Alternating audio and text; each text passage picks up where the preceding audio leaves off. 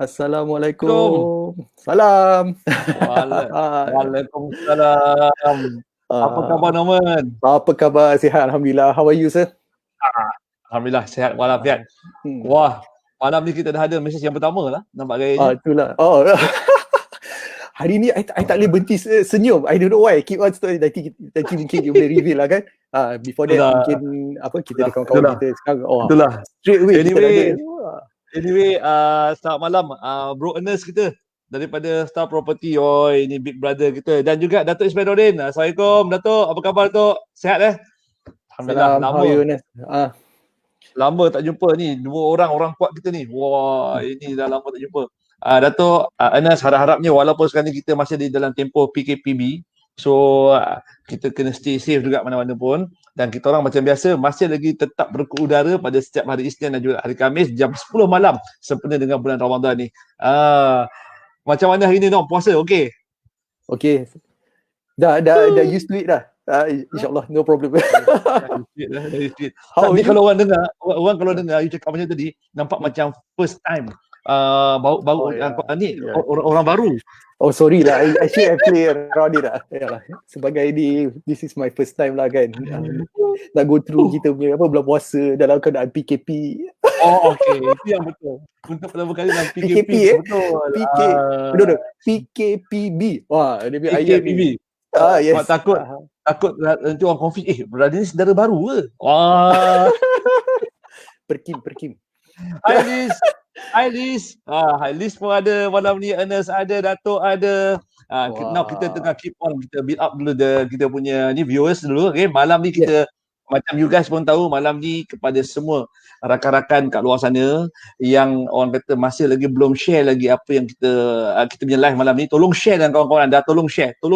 Sebab malam ni mungkin kita akan bawa, bukan mungkin, kita memang akan bawa seorang orang yang memang tengah hot sekarang ni. Tengok nama dia pun orang dah kenal, dan siapa-siapa nak belajar tentang macam mana nak jadi YouTuber siapa semua, boleh main datang, bawa diorang. Malam ni kita boleh sembang-sembang santai, kita boleh bincang-bincang dan boleh bertanyakan kepada beliau macam mana cara dia buat, bila dia start, macam-macam lagi soalan lah. Dan malam ni kita nak open the floor kepada semua rakan-rakan kat luar sana, ambil kesempatan ni dan tanya. Okay? Nom. Yes. Okay, sambil-sambil ni Nom, I akan macam biasalah, penyampai berita lah kan? Penyampai berita digital. Yes. Digital. Okay guys, sementara kita tunggu orang lain masuk apa semua, izinkan saya untuk update dulu status terkini tentang kita punya COVID-19 statusnya di Malaysia. Okay, status kini yang disahkan COVID-19 ni adalah datangnya daripada KKM sendiri, dan saya akan bacakan satu persatu lah. Okay, Kementerian Kesihatan Malaysia KKM ingin memaklumkan bahawa terdapat 88 kes yang telah pulih dan dibenarkan discharge pada hari ini, menjadikan jumlah kumulatif kes yang telah pulih sepenuhnya dari COVID-19 dan telah discharge daripada ward adalah sebanyak 5,113 kes. Okey, yakni bersama dengan 76% daripada jumlah keseluruhan kes. Alright. Berikutnya, sehingga 11 Mei 2020 pukul 12 tengah hari tadi terdapat 70 kes baru yang telah dilaporkan, di mana 31 kes adalah di kalangan bukan warga negara Malaysia. Maknanya kalau kata kita tolak lah daripada 70 kes itu, biasalah I keluar kalkulator lah kan, tolak dengan 31, so maknanya ada 39 kes sahaja yang melibatkan orang kata warga tempatan lah. Manakala 31 kes lagi itu adalah melibatkan warga negara asing. Okay. Dimaklumkan juga bahawa terdapat 70 kes baru yang dilaporkan hari ini, terdapat 13 kes import dan 57 kes penularan tempatan. Okey, saya ulang. Okey, ini menjadikan jumlah kes positif COVID-19 di Malaysia adalah sebanyak 6,726 kes.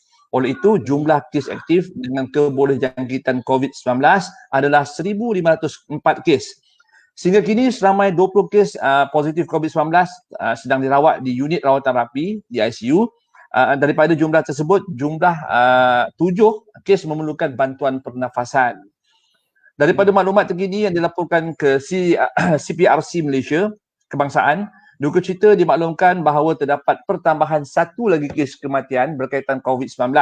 Justeru jumlah kumulatif kes kematian COVID-19 di Malaysia adalah sebanyak 109 kes ataupun 1.62% daripada jumlah keseluruhan kes. Okey, jumlah kes kematian yang ke-109 adalah daripada kes yang ke-6,657, merupakan lelaki warga negara Malaysia berumur 63 tahun dan mempunyai latar belakang penyakit kencing manis dan penyakit barah hati. Beliau telah dirawat di Hospital Kuala Lumpur pada 8 Mei 2020 dan disahkan meninggal dunia pada 10 Mei 2020 jam 5.15 pagi.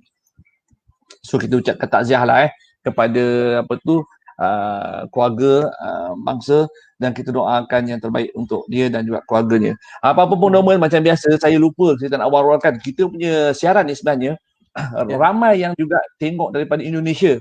So daripada Indonesia, daripada Singapura dan juga Brunei. So apa-apa pun guys, thank you very much for support kita. Dan kita juga ucapkan kita doakan juga kita punya rakan-rakan, saudara-saudara kita dekat sana berada dalam keadaan baik-baik belaka. Dan kita harap juga walaupun kita di Malaysia, kita masih mendoakan saudara-saudara kita yang ada dekat Indonesia dan juga di Singapura dan juga Brunei. Kalau nak tengok in some statistics also berkenaan dengan apa ASEAN punya countries kan. Kalau kita lihat balik apa Singapore, kalau kita lihat there's apa all the cases yang ada lah on KKM punya website. So kalau anything you all boleh refer balik apa to KKM punya website lah for more information. Betul. Dan Norman, minggu ni macam kita pun tahu semalam Perdana Menteri kita telah pun umumkan bahawasanya kita telah pun extend lagi kita punya PKP ni sehingga 9 Jun 2020. Maknanya ada lagi tempoh sebulan, 4 minggu lagi. Kalau sebelum ni kalau kita tengok dia orang update 2 minggu, tapi kali ni PM terus kata okey, fine, kita terus sampai 9 Jun, maknanya ada sebulan lagi. Dan sah-sah raya tahun ni memang kita akan beraya di perantauan lah.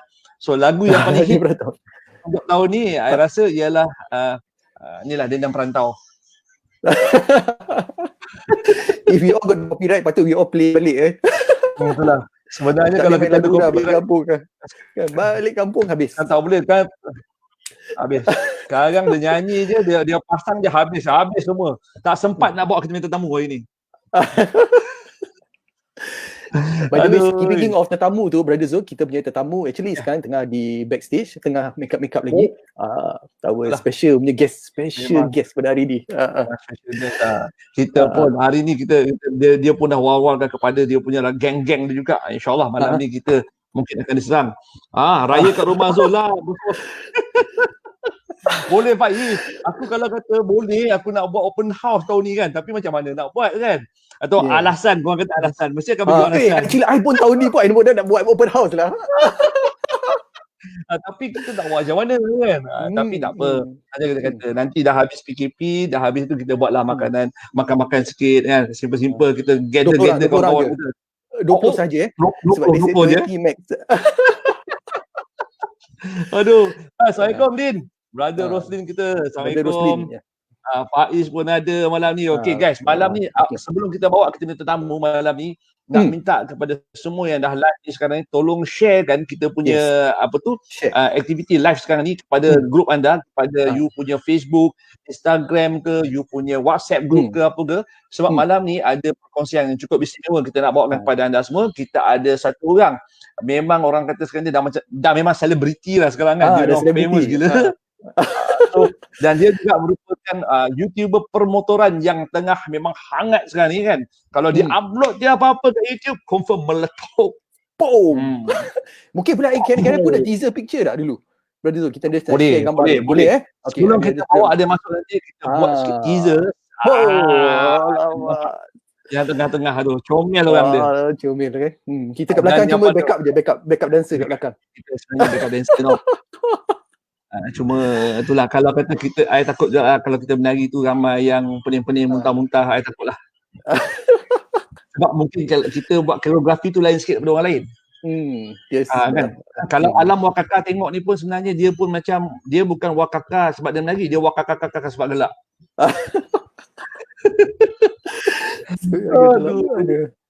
Hari ni pakai topi kepala lembu pula. Aduh, tak. Hari ni pakai ni. Kepala lembu dekat bawah. Itulah. Saya rasa kita pun kena tukar lah kita punya ni kan. Kita tak sabar ni actually. Kita pun ada surprise lah. Kena ada topi ni kan pada tu. Okay guys, macam kita nak maklum kepada you guys, dia bukan rahsia lagi antara kita. Dia bukan macam Cik Nurhaliza tau. Dia sebenarnya kita memang dah beritahu. Lepas ni nanti kita memang tengah uruskan kita punya merchandise lah. Merchandise kita yang cute-cute ni. Nanti kita akan buat cap. So dekat tengah-tengah tu akan ada letak lah Zul and Norman Talk Show. So nanti kita akan bagi kepada top-top fan kita yang memang kita tahu siapa-siapa anda semua. Dan yang paling penting, kita akan bagi kepada semua orang yang kita datang kita punya show ni, kita akan bagikan dia satu dan kita akan letak kat belakang tu. Yes. So ada something, okay? InsyaAllah doa-doa kan. Cepat sikit kedai-kedai buka. Jam. Okay, Brother Zul, everything, I rasa everybody is all ready. I rasa kita, are we ready tak? I nak kena ketuk kat green room tu. Kalau Abang Gan dah ready dah. Kalau Abang Gan dah ready, kita akan bawa dia. Nama dia Abang Gan ni macam Abang Senapang tu. Memang kalau tembak, Dahsyat. Dahsyat. Okey. Dan kita berbesar hati lah malam ni our big brother ni nak join kita kan. Orang Yes. famous ni nak join Itulah. kita ni. Oh, Oh, syukur alhamdulillah, amin. Yes, thank you very much. Okay, bang. Okay. You want to put in the intros sebelum kita Okay. memperkenalkan? Yep. Okay guys, macam mana biasa, kalau macam saya kata, setiap kali kita buat nak reveal ni, kalau ada muzik memang saya akan pasang muzik, tapi oleh kerana kena takut copyright, kita pun akan buat muzik sendiri. Okay guys, tanpa melengah-lengahkan masa, saya bawakan kepada anda semua pada malam ni Abang Gan daripada Pandu Laju. Mana make up? Bukan kata ada make up artist, tak sampai. Alamak. Abang Gan, tadi dia tak sempat ke nak celak taruh apa-apa ke kan? Abang Gan tak dia letak apa tu foundation ke apa dah letak ke bang? Tak, makin lama aku duduk belakang ni makin mengembang pula kan. Puji dia. Itulah Abang Gan. Apa-apa pun saya nak saya dan Norman nak ucapkan terima kasih banyak-banyak pada Abang Gan sebab sudilah join kita punya Zul and Norman Talk Show ni Abang Gan. Ya, thank you. Saya tak adalah saya masih lagi budak belajar, saya sering katakan. So banyak lagi benda saya kena belajar lah. Yang saya kena belajar dengan Sifu lah, dengan Abang Norman dengan Bro Zul kan. Banyak lagi yang kita kata, banyak ilmu kita dengan diorang ni. Aduh, kita orang ni sebenarnya dah tua-tua baru nak berjalan, baru nak belajar kan. Bocor Tapi baik-baik apa kan? Macam biasalah, saya selalu kata kat Norman, orang selalu gunakan alasan tua tu untuk orang kata faktor usia lah. Untuk orang kata jadikan batu penghalang kat depan dia supaya dia tak boleh move on.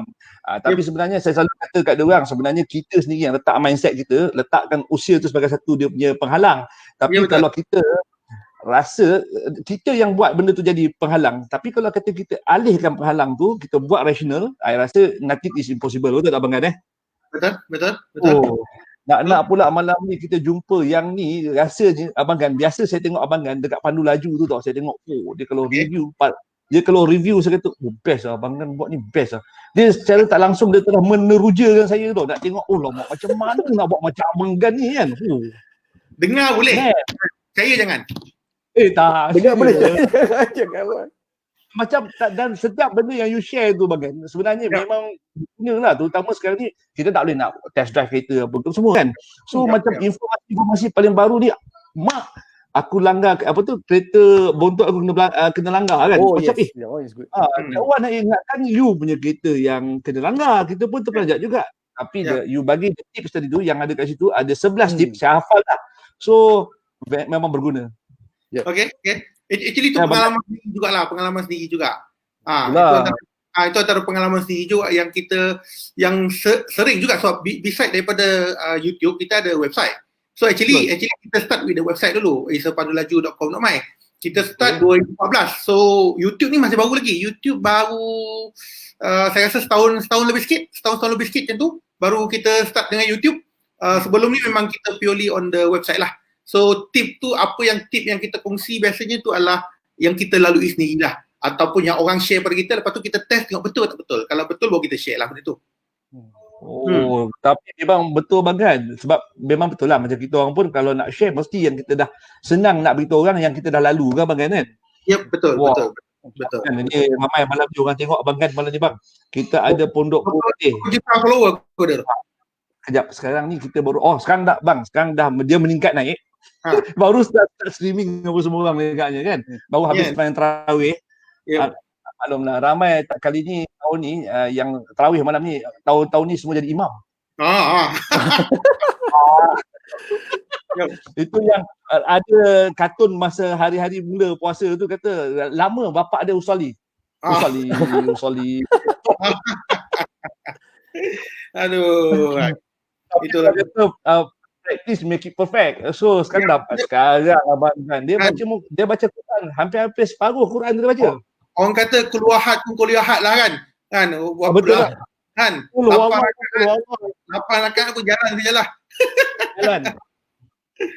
Dia bukan apa kalau anak tanya soalan, bapak abah hari ni baca Quran Allah je tak? Ayah nak kau kena faham. Practice make it perfect. Jadi ayah mungkin bacaan Quran yang first tu rakaat tak kena. Mungkin second rakaat tu dah betul lah, nampak? Kau nak cover lain. Kan sekarang ni dah okey. Nak tanya Bagan lah. Kita memang besar-besar hati sangat.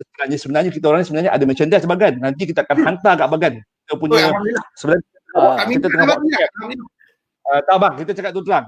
Sebab apa kita tengah tunggu kedai buka sepenuhnya. Kita ada cap lah untuk kita bagi kepada semua yang join kita punya talk show ni. So nanti untuk Abang Gan, nanti kita PM tepi, bagi alamat kita akan hantar siap nanti. Okay Abang Gan? Abang Gan, malam ni Abang Gan. Saya dah wawarkan semua kawan-kawan saya dalam YouTube, Facebook, dekat dalam kita punya semua dah media yang ada, WhatsApp group kan.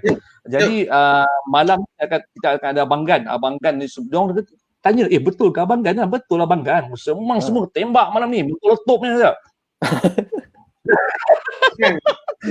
So, orang ada berbilion-bilion, kita pun ada berbilion-bilion juga kan follower kan. Itulah bang. Itu tak boleh nafikan Norman. Dia memang ramai followers dia ni. Tak. Ngaku tu. Yang paling best tu tengok Abang Gan pun ramai nak tanya Abang Gan malam ni. Macam mana Abang Gan boleh terjebak daripada dalam, macam Abang Gan kata sebelum ni Abang Gan start 2014 tu kita gunakan start dengan website. Macam mana Abang Gan boleh tiba-tiba nak ubah ni masuk jadi YouTube pula ni. Jadi YouTuber pula ni dan meletup. Sebab masa tu sebelum saya start channel YouTube tu, saya attend satu event Google Malaysia dekat event Google dekat Google Malaysia dekat KL Central lah. Dia kata 8 daripada 10 orang sebelum dia beli kereta baru, YouTube adalah platform yang terakhir untuk dia sebelum dia buat decision. Maksudnya sini adalah dia dah tahu nak beli kereta apa, cuma dia nak double confirmation sama ada pilihan dia tepat ke tidak. So YouTube adalah rujukan yang terakhir juga. So that's why lah dari pergi situ saya kata betul ke yang dia orang cakap ni kan, betul ke tak betul kan. Masa tu on otomotif punya YouTuber on proper yang saya maksudkan proper sebab YouTuber banyak dekat Malaysia ni, on otomotif banyak, tapi yang proper maksud saya proper adalah mereka yang proper di kalangan media yang turun event, manufacturer dan sebagainya. So dari segi situ kita kembangkan sebab kita rasakan orang nak tahu pasal informatif pasal otomotif, tetapi kebanyakan yang dekat luar adalah dalam bahasa Inggeris. Untuk bahasa Melayu sangat kurang, sangat minimum. So kita fikir why not kita buat dalam apabila kita dah agak boleh saya katakan agak stabil dekat website. So sekarang ni currently dekat website kita average visitor lebih kurang dalam 1.2 juta sampai 1.5 juta visitor sebulan dekat website. So that's why kita transformkan, once dah stabil benda tu kita transformkan ke channel YouTube juga. So that's why macam katakan berbalik kepada tadi, yang kita tujuan kita buat adalah orang kata nak bagi pendedahan informasi pasal otomotif, sama ada 2 roda, 4 roda, sama ada tip dalam bahasa Melayu, dalam bahasa yang lebih mudah untuk lebih ramai orang lebih mudah faham. Macam saya katalah dekat luar actually on media otomotif dalam bahasa Inggeris, saya rasa dekat luar, dekat Malaysia ada lebih kurang 30 lebih company. Tetapi untuk bahasa Melayu kurang daripada 10. Lebih kurang saya rasa dalam 6 ke 7 saja yang proper media bahasa Melayu otomotif yang buat dalam bahasa otomotif ni. So that's why lah kita katakan is a inisiatif kita katakan tanggungjawab kita untuk sebarkan otomotif yang especially siapa-siapa yang nak tahu lebih lanjut. That's why kita sebarkan benda tu. Sebab bukan semua orang faham bahasa Inggeris. Especially mereka yang kurang mahir benda tu, ataupun mereka yang berada dekat pedalaman benda tu. So kita katakan bukan semua orang mahir dalam bahasa Inggeris. So that's why kita ambil pendekatan, kita buat dalam bahasa Melayu untuk sebarkan lebih banyak informatif ini supaya kita tak nak rakan-rakan kita ataupun orang dekat luar tu rasa ditipu dan sebagainya. So mendapatkan sumber yang kurang tepat dan sebagainya. So that's why lah kita mulakan dengan video. So actually saya ambil masa setahun juga. Sepanjang 2019 saya totally fokus on the YouTube channel. Kalau ikutkan otomotif, saya bukanlah saya kira merangkak jugalah. Saya step by step merangkak juga.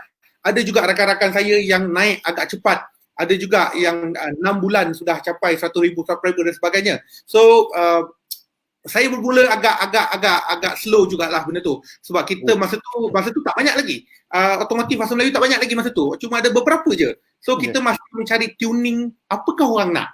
So kita buat konsep error, try error. Kita tak tahu apa yang orang nak. Kita tak tahu apa yang orang nak tahu. Sebab once orang kata launch kereta, kita nak tahu apa yang orang nak tahu. Maksudnya dekat sini adalah kita cuba untuk explore lebih teknikal, tetapi tak ada orang nak tahu sangat teknikal. Dia kalau boleh dia nak kalau launching kereta tu dia nak tahu kereta apa, berapa engine, berapa horsepower, berapa torque, apa future dia, berapa harga, cukup. So you tak payah nak sembang lebih banyak-banyak benda tu. So semua orang tak nak tahu benda tu. So kalau boleh dia nak tahu, dia ada orang yang spesifik yang nak tahu pasal teknikal. Tetapi kebanyakan majoriti adalah dia nak straight to the point. Dia tak nak dengar kau cakap banyak-banyak, dia nak tahu apa yang nak sampaikan, itu je. Betul bang. Contoh macam saya nak beli kereta, saya nak tahu benda ni okey ke tak, jimat minyak ke tak, lepas tu berapa ramai boleh masuk, dari segi maintenance macam mana, itu je kita nak tahu. Lebih-lebih tu tak ada. Sebab kalau macam mana pun, kalau kata dia dah nak benda tu, dia nak juga. Cuba dia dah tahu lah. Macam abang kata lah, nak detail sikit lagi je nak tahu kan. Bagi abang ni, beli kereta ni nasib bang. Betul. Betul nasib. Silap-silap macam kau, malam tu dia bergaduh dengan bini dia pula. Kan? Kan? Aku nak, kau tak nak bagi. So lalas malam tu terkurang pasang satu skru. Kita tak tahu. Betul. Kan? Benda tu. So benda tu macam kau belilah kereta semahal mana pun, kau beli kereta macam mana sekalipun, beli kereta ni nasib. Tak kisahlah, your luck lah. Bagi aku it's a luck lah benda tu. Okey bang kan, oleh kerana malam ni banyak soalan-soalan dah mula ke udara sekarang ni bang. Saya nak minta Momen tolong keluarkan soalan-soalan. Kita start daripada orang pertama tanyalah. Sebab apa orang nampak abang kan sekarang ni excited ni. Nom, kita mulakan soalan pertama Nom. Daripada siapa? Okey, soalan pertama daripada Brother Faiz kita. Terus dah tanya dah straight to the point. Alright. Okay, mungkin I baca dulu After this Brother Zul. Okay, Bro Gan, estimate bila X50? Straight to the point. Kalau ikut perancangan awal sebelum PKP ataupun sebelum MCO, memang tahun ni. So kita estimate tahun ni juga. Cuma mungkin sedikit kelewatan dekat situ berlaku. Mungkin hujung tahun ini, tetapi apa yang pasti saya rasa confirm tahun ini, tapi dia akan berada kat hujung tahun sebab kereta tu dah berada di Tanjung Malim. Kereta tu dah ada di kilang Tanjung Malim. Dah saya rasa mungkin dah start benda tu.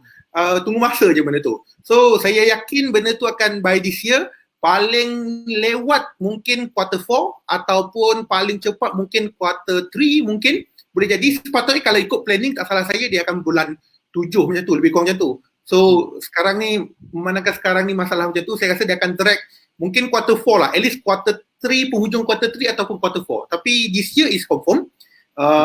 Itu ni dia ada benda yang saya boleh cakap, ada benda saya tak boleh cakap. Yes, betul. Betul. Kita yang bagusnya kita adalah kita tahu info-info yang lebih detail.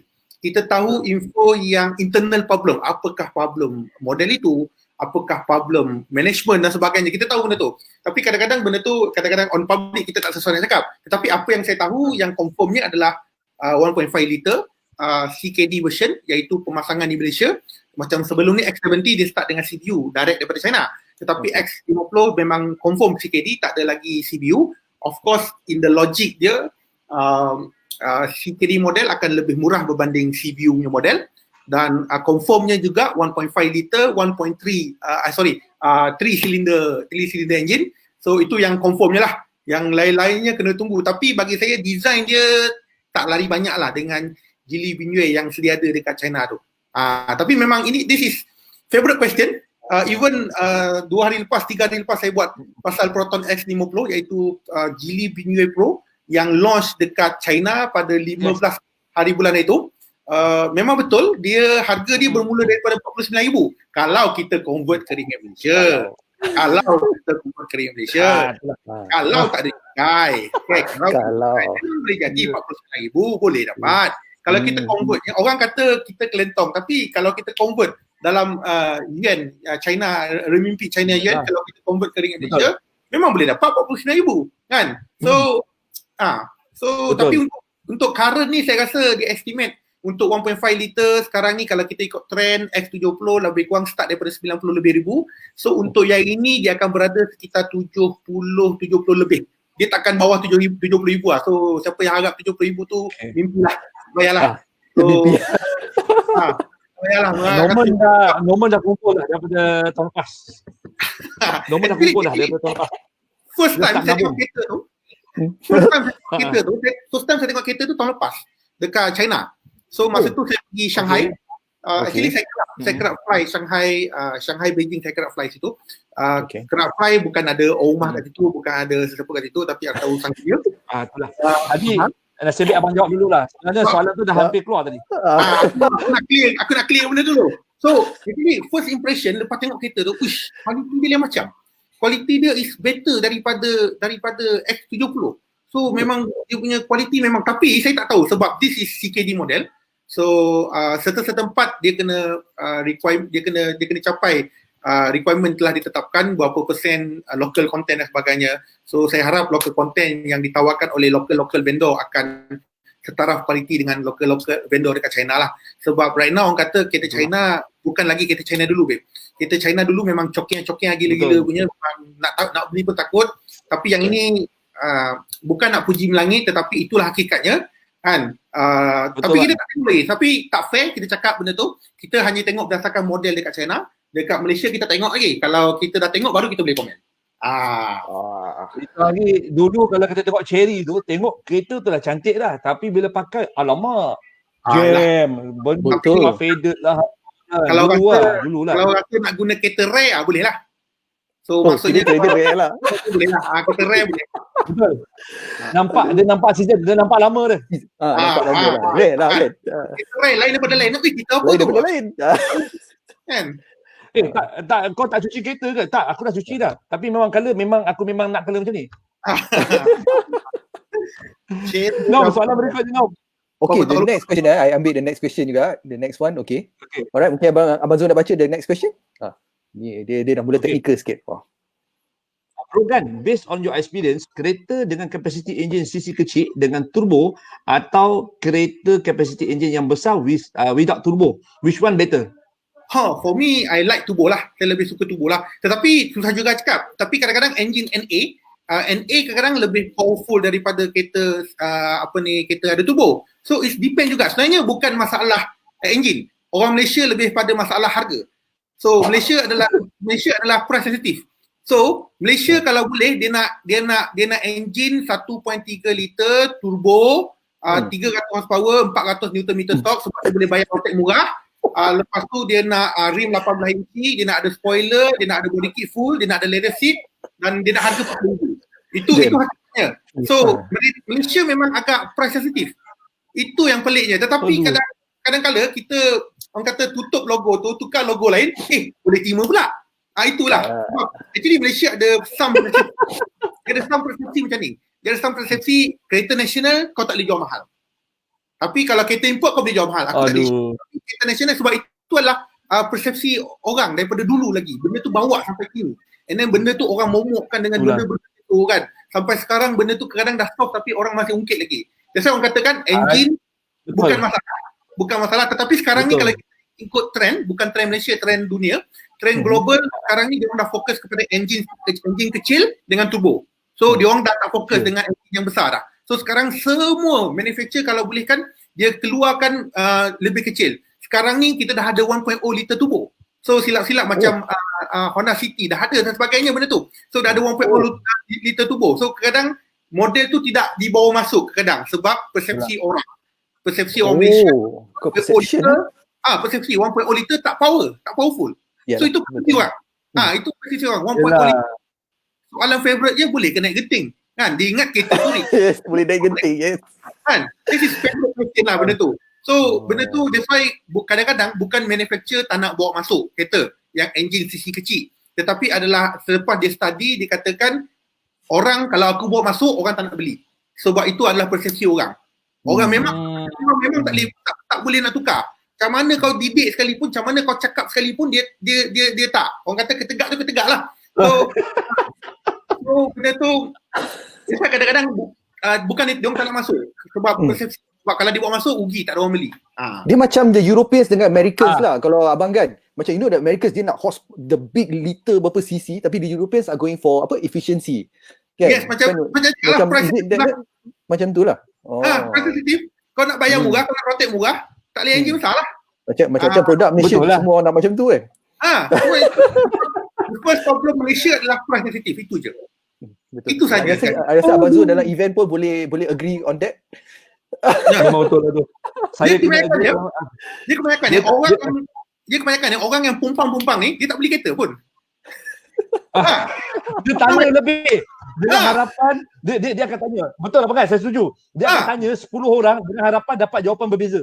Tapi jawapan itu je.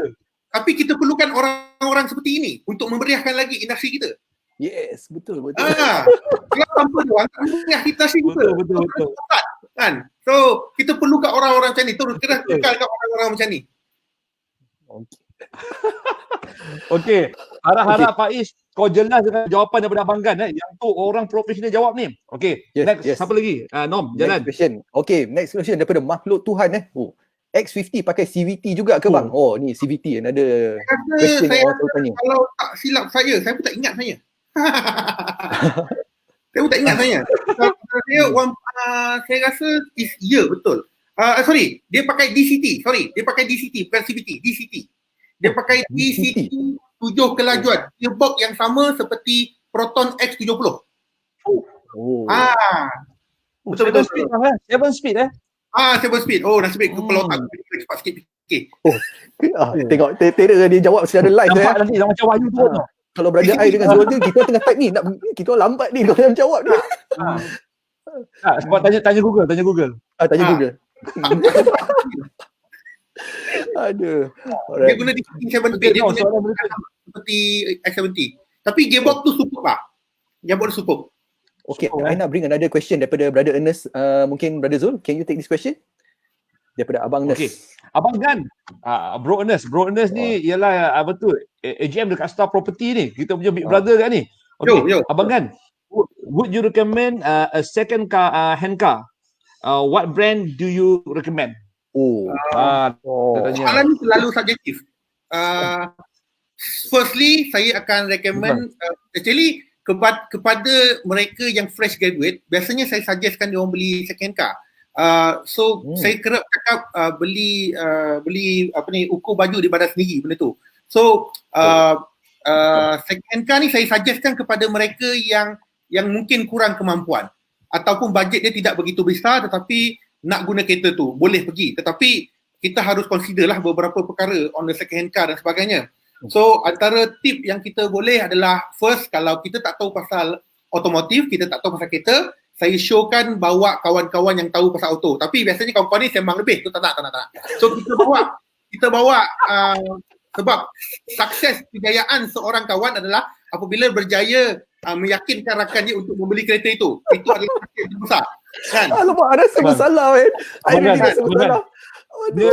Dia selalu buat macam ni. Tapi itu gadget bukan tu kereta tu. Itu dia kata monok dia macam bila dia berjaya racun kawan dia untuk beli kereta. Kan? So actually for my recommended sebenarnya adalah kalau boleh bawa actually you can hire the mechanic, mana-mana bengkel kan mekanik kan. You boleh hire dia, contoh bayar RM50 ke RM100. So can you follow me yang you kenal. Biasanya mekanik sekali tengok dia dah tahu. Biasanya on the luar dalam you boleh tengok sendiri, tetapi yang important thing adalah on the engine part, itu yang paling penting sekali. So kalau benda tu kena actually banyak faktor yang kena tengok. Selain daripada engine, everything, you kena ada tengok leaking ke tak ada leaking, you kena tengok sejarah kereta tu juga. So sejarah kereta tu dari segi kereta tu pernah accident ke tidak. Kalau boleh sebelum tu you study sikit. Kalau boleh ada nombor plate, benda tu nombor chassis you tolong check. Kalau contohnya kalau kereta tu Proton contohnya. So you boleh suruh kawan-kawan yang kerja dekat service center Proton bagi nombor plate tu, nombor chassis tu, mungkin suruh dia check kereta ni konsisten tak? Kereta tu konsisten tak? Servis dan sebagainya. So kalau konsisten, okay, benda tu. So kita nak tahu sejarah dan sebagainya. So lepas tu what brand, macam saya katakan, is very subjective. Benda ni kalau boleh kita kena tetapkan, kita kena kecilkan dia punya target tu. Kecilkan maksudnya adalah first, okay, target aku 80,000. Okay, so 80,000, okay, target 80,000 kita. Lepas tu you nak beli apa? You nak beli sedan, you nak beli hatchback. Benda satu, you kena tahu dulu. Lepas tu segmen apa yang you nak? Segmen B, segmen C. Okay, cuba kalau kita kecilkan 80,000, kita nak sedan. Lepas tu kita nak antara segmen B, segmen C. So kita, ataupun segmen C, segmen D lah. Segmen B cash boleh beli. Segmen C, segmen D, benda tu. Lepas tu kita compare kan. Okay, daripada situ kita compare. Okay, kita ada 3 pilihan yang kita boleh considerkan. Daripada 3 pilihan tu kita kecilkan lagi, jadikan 2. Daripada 2 barulah kita confirmkan mana satu yang kita nak beli. So for me soalan ni terlalu subjektif. Kalau boleh daripada besar kita kecilkan until dapat dua-dua, kita pergi test drive kereta tu and then kita rasa mana the best, kita ambil. Sebab beli kereta ni bukan macam beli baju, kita boleh tukar anytime. Beli kereta tu once kau dah sign, kau dah keluar situ, Assalamualaikum lah, tak boleh apa lah. So memang kin salam lah benda tu. Macam tu lah. So to add on to the question, I follow up based on the question tu, sebab dia tanya, so is it good advice untuk bawa mekanik? Would you recommend a Japanese car? Dia mungkin dia spesifik sikit. I just follow up daripada Ernest. Okay, so for under 60,000, ada yang macam second hand that mungkin kau tak spesifik pun, mungkin ada some things that you kena look out for sebelum nak beli kereta second hand ni ke? Antara Japanese, national car dengan continental. Bagi saya, kalau saya dah ada Japanese car, kalau saya ada Japanese car, saya akan pergi ke yang lain. Saya akan pergi ke national car ataupun continental. Ataupun yang paling penting adalah you nak beli kereta ni untuk apa? Itu paling penting. Itu paling penting. You beli kereta ni What purpose? Apa tujuan you nak beli kereta ni? Tujuannya sama ada nak bawa bagi bini pergi beli pasar. Kalau you contohnya, kalau you bawa pergi bini beli pasar, takkan kau nak bagi contoh takkan ada wildfire 60,000 lah contohnya kan. MPV yang pasar Gedabat tu bagi dia. Lepas tu kau kena tengok juga kesesuaian siapa yang bawa kereta tu, apa purpose lah, itu paling penting. Tapi kalau saya personally benda tu, kalau saya ada Japanese car, saya akan pilih kereta yang lain. Saya nak rasa juga kereta lain. So biasanya melainkan kalau you very fan, kalau you nak brand tu je kan biasanya. Tapi kalau saya nak satu kelainan, sebab tujuan saya beli kereta lain adalah saya nak kelainan. Itu kelainannya. Atau saya beli kereta ni, saya nak buat kereta tu kereta weekend je. So kereta weekend saya dah ada kereta sendiri. Itu kalau kita nak beli yang lain. Tapi however kena tengok apakah tujuan utama you. Alright. Okay, betul. That one is very good. Speaking of Brother Zul, you want to take this question? Ini unik sikit. Ini unik. Abang Carol Abang Carol kita. Assalamualaikum Abang Carol. Okay. Hai Abang Gan, nak tanya dengan nak tanya dengan compare van, camper van dan camper truck. Yang mana sesuai di Malaysia dan what is the price range? Tu dia. Terlalu panas. Sorry Abang Gan, dia ada tutup ni, kita tengok dulu soalan. So saya minta maaf jika jawapan saya tidak memuaskan hati Abang Brother Khairul ni. So antara yang dua ni honestly saya tak ada jawapan. Saya tak ada jawapan sebab saya tak ada pernah bawa kedua-dua ini. Saya tak pernah ada experience benda-benda ini. Tetapi bagi saya antara dua-dua ni dia ada kelebihan dan juga kelemahan masing-masing. What the price range pun saya tak tahu sebab saya tak study benda tu. Saya tak tahu benda tu. Tapi bagi saya depend lah kepada anda. Sebenarnya bagi saya adalah kadang-kadang tanya diri sendiri sebab yang nak pakai adalah anda sendiri. Melainkan kalau saya yang bayarkan bulan-bulan kita tu. So bagi saya macam ni lah. Mana yang you suka, you ambil lah. So bagi saya, actually what brand, what car tak ada isu sebenarnya. Melainkan kalau setengah kereta tu memang ada isu dia, saya akan suruh you avoid lah. Setengah brand tu. Tetapi on this punya kategori saya rasa tak ada isu. Depend sama juga, your purpose juga benda tu. So for me, kalau saya akan pergi kepada truck lah. Saya akan pergi kepada truck benda tu. So it depend juga benda tu. So minta maaf lah kalau saya tak boleh menjawab soalan ni. Tetapi tak apa. Tapi however saya boleh katakan beli ikut you suka, you minat satu. Sebab yang nak bayar bulan-bulan adalah you sendiri, yang nak pegang steering dia pun you sendiri, yang nak bawa pun you sendiri. So you kena pilih. Kadang-kadang kita tak boleh dengar orang lain cakap. So kadang-kadang kita kena ikut kita juga. Kita kena ikut hati kita. Melainkan kawan kita tu nak tolong kita bayarkan bulan-bulan, bolehlah kita ikut dia. Tapi satu tip apa-apa saja, kalau sama ada nak beli kereta ke, nak beli apa-apa saja ke, nak beli second hand car, saya suggestkan you masuk dulu group owner community. Contohnya kalau you nak beli Toyota Hilux contohnya, so better you masuk ke Toyota Hilux punya community group. You tengok dulu, dalam itu adalah pure owner punya group. Dalam tu dia discussion apakah problem yang sering dihadapi oleh kereta tu, apakah benda yang you kena perhatikan benda tu. So benda situ adalah informasi yang sangat tepat untuk you masuk dalam tu. You boleh tanya pandangan dekat orang dalam tu, bagaimana pengalaman dia untuk guna kereta tu. Sebab macam kami biasanya kami test drive, kami akan test drive dalam paling cepat 3 hari 4 hari. Biasanya paling lama kita boleh test drive seminggu 2 minggu. So mungkin apa yang kita dapat kita ulaskan tak boleh menjawab setengah soalan benda tu. So macam kata lah, better benda tu adalah kalau boleh masuk grup-grup community yang sedia ada untuk dapatkan info lebih banyak. This is my personal opinion lah. Oh, nice. Cantik. Betul. Okay, Nom.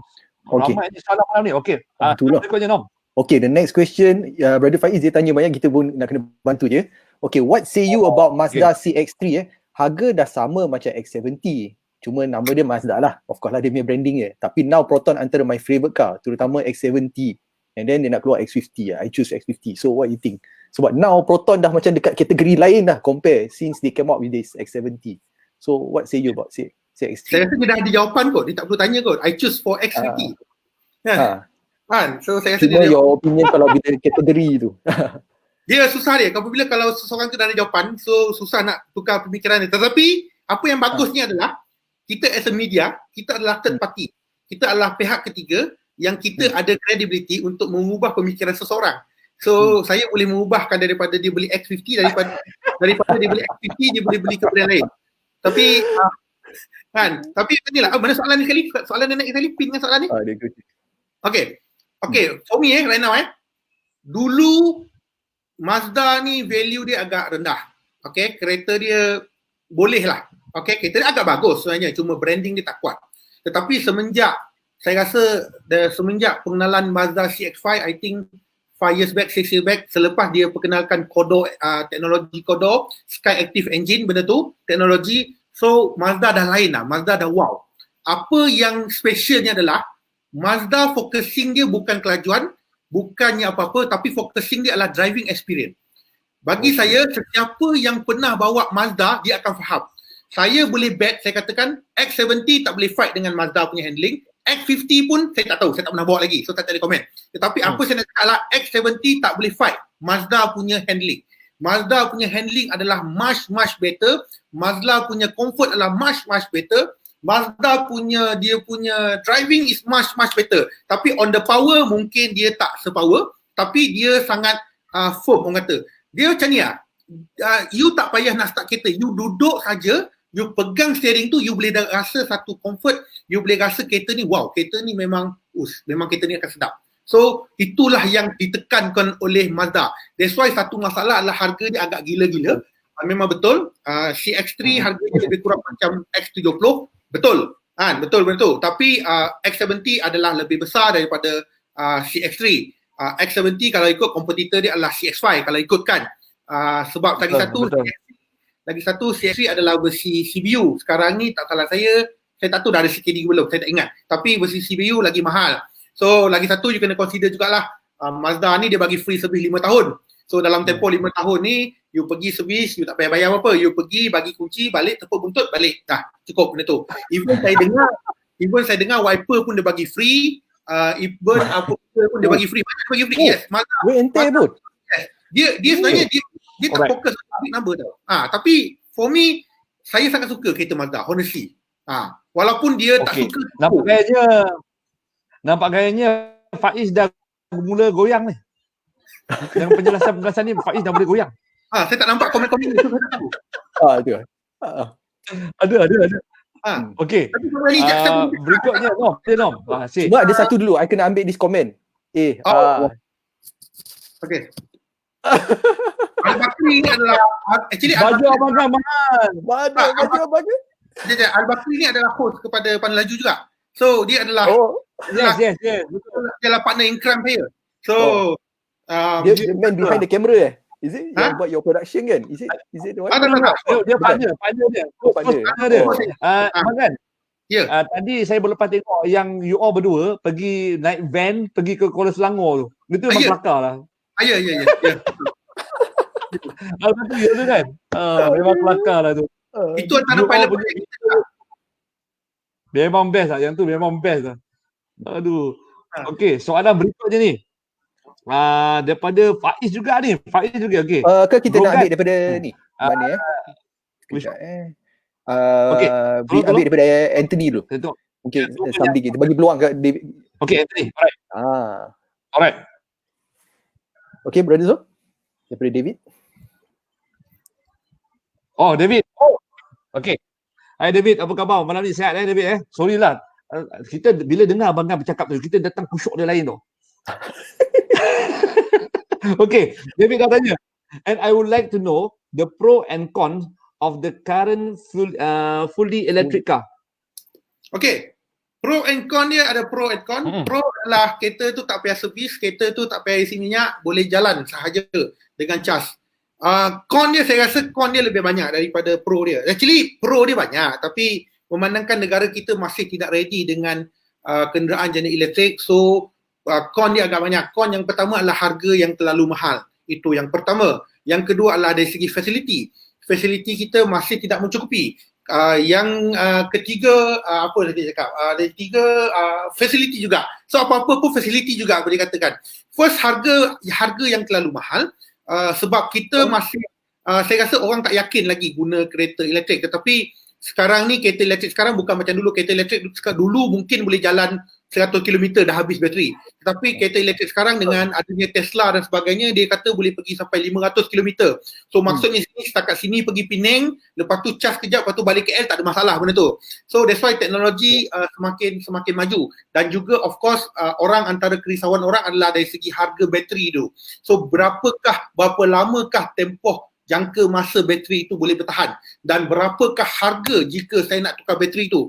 Bateri kereta elektrik bukan bateri macam kita tukar bateri yang 2, 3, 400 ringgit sebagainya. So kalau kita biasanya kalau dia guna lithium ion battery, the whole panel lithium ion battery kita kena tukar benda tu. Biasanya dia punya lifespan dia boleh pergi sampai 8 tahun biasanya. So biasanya 8 tahun, depend kepada manufacturer siapa yang mengeluarkan bateri itu.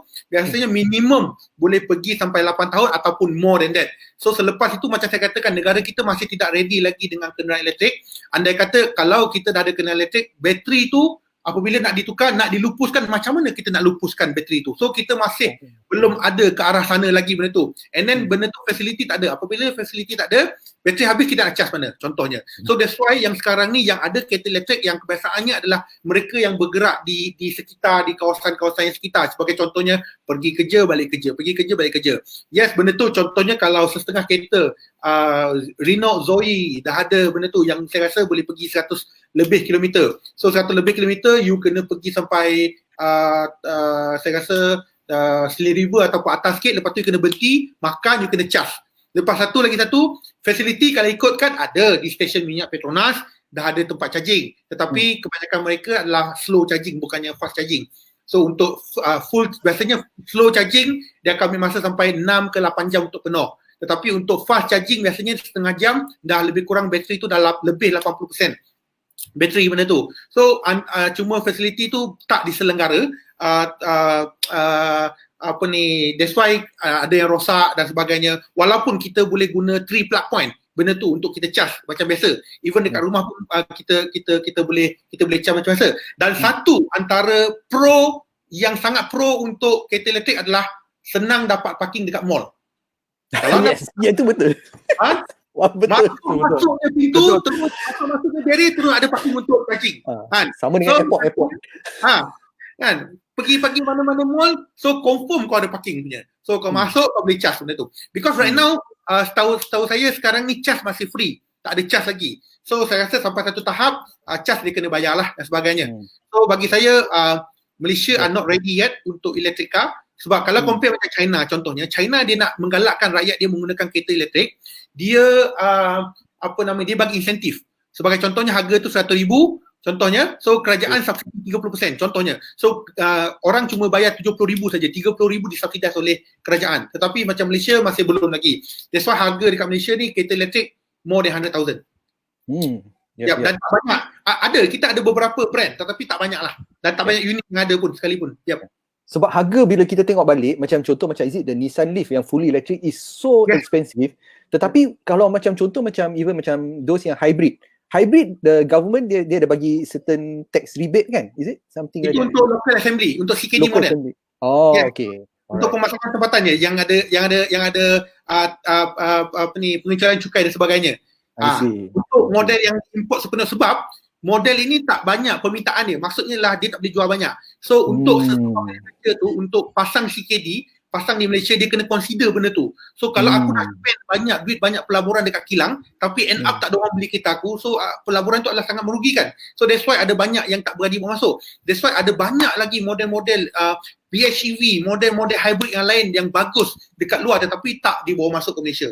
Sama juga setengah model yang tak bawa masuk Malaysia sebab of the quality fuel yang kita ada. Minyak yang kita ada sebelum ini tidak begitu. Contohnya macam versi diesel. Dulu tak ada Euro 5. Dulu ada Euro 2. So ada banyak model-model terkini yang hanya minum Euro 5. Dia tak minum Euro 2. So that's why dia tak boleh bawa masuk. So selepasnya Euro 5 ada, dah ada diesel Euro 5. So banyak manufacturer yang berani bawa masuk kereta-kereta yang ini menggunakan minyak tu. So dia ada banyak kena tengoklah banyak faktor benda tu. Tapi for me kalau saya ada duit, saya banyak duit, duit saya tak tahu nak buat apa, duit saya takut semut gigit ke, anak-anak makan ke, I will buy the electric car lah. So electric car yang kita round dekat area Klang Valley benda tu. Okay, tak isi minyak, tak ada maintenance, tak ada minyak hitam. Seronok weh. Heaven. Lepas tu kereta elektrik ni bagus satu. Kau tekannya pergi. So dia tak ada terus. Dia tak ada kau kena tunggu, tak ada. Dia tekan itu pergi. Itu yang best dia. Dia macam remote control lah. Dia tak ada lag kan. Dia terus ada lag. Langsung ada lag. Tapi Nissan Leaf tu saya dah bawa. Memang Nissan Leaf tu belum pergi 1.8. Serius? Serius? Tapi tu boleh pergi 1.8 hal. Kau tahu tak, kita orang buat test antara Nissan Leaf dengan Fairlady. Kita buat drag race. Drag race lah, saya rasa dalam 100 meter. So Nissan Leaf ni Fairlady kalah. Oh my god. Serius? Dia macam Tesla lah. Yang apa dia Tesla tu. Kalau lajak Fairlady menang lah. So pick up wise tak ada hal lah. Tak apa, traffic light I nak menang pun tak apalah, cukup dah. Okay, now next question. Okay, this question ni ada yang mungkin Faiz pun ada tanya soalan yang sama. So mungkin Brother Zul nak take is very similar berkenaan dengan ownership. Mungkin Brother Zul, you want to take this question? Okay. Assalamualaikum bro. Boleh ulas pasal ownership cost dalam soal pembelian kereta antara kereta second dan juga kereta baru untuk first time buyer? Ownership cost okay. Ownership cost dia ada dua situasi. Satu situasi yang you mampu, so itu tak ada masalah. So satu situasi adalah you seronok nak beli kereta tapi tak fikir benda-benda macam ni. So maksudnya adalah, so you beli kereta betul. Sekarang ni beli kereta sangat mudah. Even zero down payment. You hanya perlu bagi IC, you bagi lesen, you bagi 6 month bank statement, 6 month salary slip, I dah boleh process untuk you. So tetapi apa yang tak fikir adalah dari segi cost ownership yang lain dan sebagainya. Cost ownership yang lain dari segi warranty tak ada masalah. So kereta tu ada warranty. Tapi antara benda-benda WNT yang lain dari segi servis contoh 3 bulan sekali at least kena RM200. And then cost petrol orang tak nampak benda tu. Cost petrol, cost tol orang tak nampak benda tu. Lepas tu sampai pula ulang tahun hari jadinya, kau kena bayar insurans, kena bayar road tax dan sebagainya. So ini antara orang kata buat loan kereta ni adalah kita kerja ni memang orang kata bayar duit loan lah. So ibarat ni kalau gaji kau tinggi macam saya katakan golongan yang mampu tak ada masalah. Tetapi golongan yang mungkin mereka yang ada kesukaran dan sebagainya, saya rasa dalam sebulan tu you kerja 15 hari you bekerja tu adalah untuk bayar loan kereta je. So itu tak kira dengan benda-benda lain lagi. Tak nampak benda-benda yang kita nampak benda tu. Saya boleh jamin biasanya beli kereta ni seronok dia 3 bulan je. Seronok 3 bulan, basuh kereta pun 3 bulan tu. Sama tak I cakap dengan you? 3 bulan je geram dia. 3 bulan. Kereta dia awal je 3 bulan je. Nak cuci kereta pun antara awal-awal je cuci kereta. Kan? Time ni lah nak pergi berjalan ke Perlis, time ni lah nak jalan pergi Kelantan, time ni nak jalan pergi Terengganu dan sebagainya. Nak sukat jalan. Alasan dia nak tengok berapa banyak dia boleh jimat minyak. So itu dia akan fikir tak apalah isi, tak apa, bukan selalu kita pergi sini kan. Bukan selalu kita pergi sini benda tu. So itu antara ownership cost yang orang tak nampak. So maintenance, of course maintenance, benda tu kita tak kira dengan perjalanan. Apabila kita jalan jauh, tayar akan semakin kena tukar dan sebagainya, brake kena tukar dan sebagainya. So banyak benda-benda WNT lain yang kita kena consider. Especially kalau kereta second, kalau you beli kereta yang bagus, Alhamdulillah. Tapi kalau you beli kereta yang kurang bernasib baik, so I think you kena spend lebih banyak duit dekat situ juga. That's why kata itu yang perlu consider lah. Benda-benda itu perlu consider. Benda-benda yang temeh yang orang tak nampak. Itu yang kena consider. Remeh-temeh, tapi Itu penting. Rotek okey lah kan. Memang kata beli kereta baru seronok. Ui, baguslah anak kau kerja apa? Bagus dia beli kereta ni. Gila lah kan, sebagainya kan. Tapi end up diri sendiri lah tahulah benda tu. So that's why katakan malam ni aku basuh orang kan. So itu antara memang kita nak bagi benda yang senang orang nak faham. Antara yang itu orang tak nampak. That's why benda tu antara yang kita perlu nampak benda tu kan. Betul. Bagi saya katakan beli kena ikut kemampuan sendiri benda tu, bukannya kena beli brand tu kena bawa dawet kan, tak ada benda tu. So benda tu for me tak relevan lah benda tu. Tapi memang hakikat kadang-kadang brand-brand kadang setengah brand boleh dapat awet, tu lain cerita lah kan. Tapi for me ukur lah. Dia tak nak jala tu. Dia jala. Dia kan, orang kata muka pecah pun muka pecah kan, janji aku dapat pakai kereta tu kan. Tapi kalau kau mampu okey benda tu kan, dia adalah situasi apabila yang kau memang tahu kau tak mampu tapi kau nak juga hantuk kepala, sebab even statistik yang dikeluarkan oleh Jabatan Insolusi Negara, lebih 80% rakyat Malaysia bankrupt adalah kerana loan kereta. Dan lebih 50% dan lebih 50% government servant yang bankrupt adalah kerana loan kereta. Betul. Itu cost of the loan kereta. Itu yang Ernest cakap kita itu. Itu adalah fakta yang dikeluarkan. Benda tu bukan saya yang keluarkan fakta tu, tetapi adalah fakta yang dikeluarkan benda tu. So kebanyakan mereka yang bankrupt adalah kerana tidak mampu bayar loan kereta, akhirnya dia bankrupt. So rugi kat situ lah. Betul lah kata Abang tu. Dia macam contoh lah, dia nampak GTR 35. Dia memang geram lah nak pakai kan. Memang very specific kan. Tak. Saja sebut kan. Tapi sebenarnya mungkin dia boleh bayar dari segi dia punya down payment, dia mungkin boleh bayar untuk sebulan 2, tapi bila datang dia punya birthday party dia tak tahan tu birthday party dia tu kan, dia punya road tagnya, dia punya ni lah maintenance dia. Okey kan, ya itu yang orang tak nampak lah, itulah kan. Kau bayangkan kadang-kadang silap-silap kalau kau beli GTR, insurans harga kau kena bayar 2 bulan atau 3 bulan punya loan kereta kau kena bayar benda tu. So itu yang tak nampak lah. Memang best tu. Siut lah dia kerja apa. Gila kentang. Ada satu cerita lah when I joined this industry kan. Sebab kita orang biasanya dikategorikan ataupun digelarkan sebagai weekend orang kaya. So Setiap hari weekend kita bawa kereta lain. Setiap hari weekend kita bawa kereta lain. Sampai ada orang cakap dia cakap dengan mak saya, dia kata, kau tengok anak kau tu dia kerja apa sebenarnya? Kau tanya dia kerja apa sebenarnya? Kan tiap bulan, tiap minggu dia bawa kereta lain-lainnya, dia jual dadah ke apa kan. So kau kena tengok this is true story tau. This is real. This is real story benda tu. So benda yang orang tak tahu kita kerja apa, tu memang itu tak apalah. Tapi itulah orang memang kita gelarkan kita weekend orang kaya. Setiap minggu kita tukar kereta, kita tak mampu beli tapi kita mampu bawa. Itu yang cantik tu.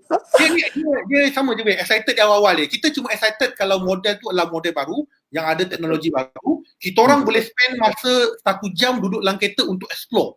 Biasanya kalau model yang baru, kita dapat test drive, kita akan duduk dalam kereta tu, kita akan explore. Button ni untuk apa, button ni untuk apa, button ni untuk apa. So kita akan check benda tu. So kita akan belajar learn teknologi. Somehow kadang-kadang kita tak tahu teknologi tu, so YouTube jadi panduan kita. Biasanya kita akan Google macam mana benda dia fungsi. So YouTube bagi tahu, cari fungsi dia. So ada orang buat demo. So kita tahulah benda tu macam mana fungsi. So itu antara yang memudahkan kita faham dengan lebih cepat lah benda tu.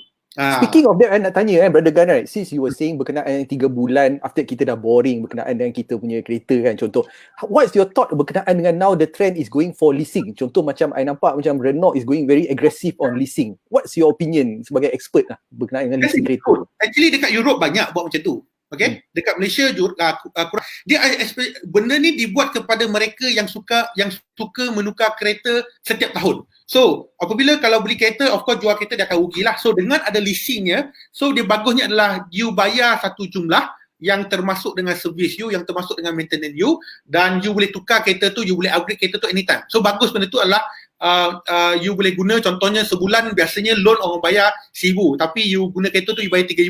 Tetapi every month maintenance, tayar, brake, FH, semua wear and tear, semua benda tu you tak perlu jaga, you tak perlu fikir. Road tax, insurance you tak perlu fikir. Anything accident you tak perlu fikir benda tu. So benda tu adalah diorang yang akan tanggung benda tu. So ada banyak brand yang buat macam tu, antaranya Mercedes pun buat macam tu juga. Coming soon, tak salah saya akan ada satu lagi platform yang buat konsep yang sama juga, dia akan buat macam tu jugalah. For me, this is good untuk sesiapa yang every year tukar kereta. Macam kita beli, kita akan guna 9-10 tahun, kan? Begitu. So sesiapa yang aim dia nak tukar setiap tahun, inilah platform yang sesuai. Kepada geng-geng yang nak tayang dengan kereta-kereta memahal, inilah time yang sesuai juga untuk menggunakan servis-servis sebegini. Itu orang kecam aku. So itu antara yang sesuai lah. Bagi for me, this is good program. Okay, next question pada dulu. Maybe you want to take this daripada Nurliana. Nurliana nak tanya. Contoh, kalau ada down payment 5,000, better ambil full loan lepas tu bayar terus untuk berapa bulan atau letak je untuk down payment? Depend dengan current situation sekarang ini. Saya rasa better simpan 5% tu dan ambil full loan, and then kalau kita bercakap current situation kita jimat 6 month, kita kalau sekarang tinggal 5 bulan, kita jimat 5 bulan tak payah bayar, so 5k lagi tu kita boleh gunakan pada untuk kereta loan saya rasa tak boleh kena bayar kena bayar. So saya rasa better 5k tu bayar untuk bulanan kereta dan sebagainya. Sebab 5k kalau saya tengok down payment beza-beza bulanan tak banyak. Mungkin dalam belah-belah ringgit ke RM20 je bulan-bulan. So tak banyak beza pun. So tutup sebelah mata lah. RM5,000 tu kalau boleh simpan pergi enjoy ke apa ke. Kan? Simpan lah. For me better kalau setakat 5,000, kalau dia kata boleh full loan, buat full loan lah. Tapi kalau you jenis yang tak boleh nampak duit ada dalam bank, setiap kali nak beli Shopee, nak beli Lazada, so tak payah. So better you bayar je benda tu. So kadang-kadang kita kena bagi pressure dekat diri sendiri tau. So kita nampak malas lah. So kita kena bagi pressure, apabila kita ada komitmen, kita akan lebih berusaha untuk capai satu benda. That is personal opinion lah. Ni apa tu Norman, abang kan? Okay, ada satu mesej daripada abang Samsul Kamal Haji Samsi tu. Cuba up sikit. Yes. Up sikit. Ini banyak question lah. I kena scroll. Okay. Yes. I bawa ni keluar. Itu soalan dia. Dia kata gan comel pasal apa sejak dah jadi suami orang ni makin handsome Hormon berubah. Hormon berubah.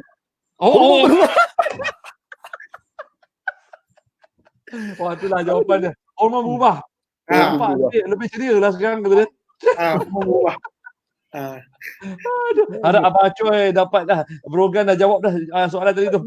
Jawab terus. Jawab soalan je. Doa banyak. Okay, ada nampak ada satu lagi soalan daripada makhluk Tuhan Nom. Dia kata Proton tak ada plan ke nak untuk model Previe? Previe ada lagi ke? Previe tak ada dah kan? Previe tak ada. Previe dah stop. Mungkin selepas ni saya rasa dia akan digantikan dengan model daripada Geely yang akan dibawa masuk, tetapi aim Proton adalah setiap tahun dia akan memperkenalkan model baru. Setiap tahun model baru. So kita jangkakan untuk tahun ini adalah Proton X50. Tahun hadapan mungkin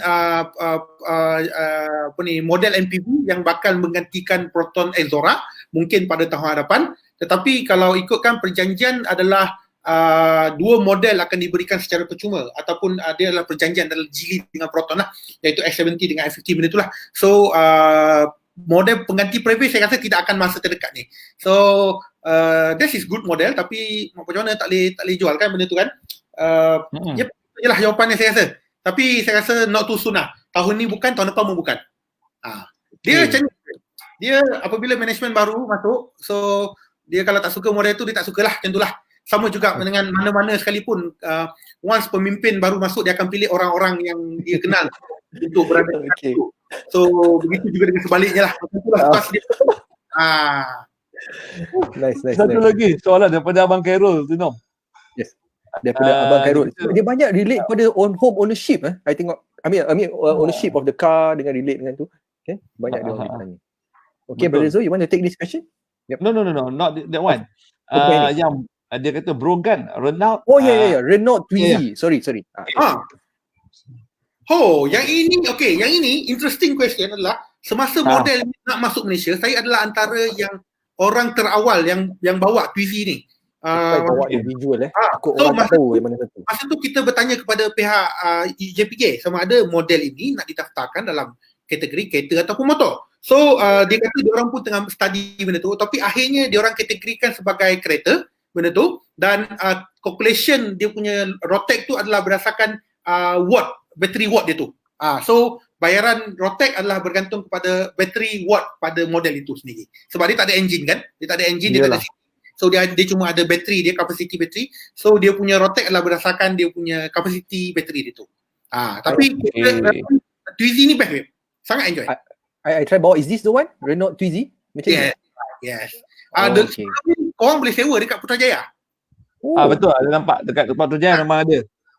Korang boleh sewa Putrajaya. Ini agak mahal juga yang ni.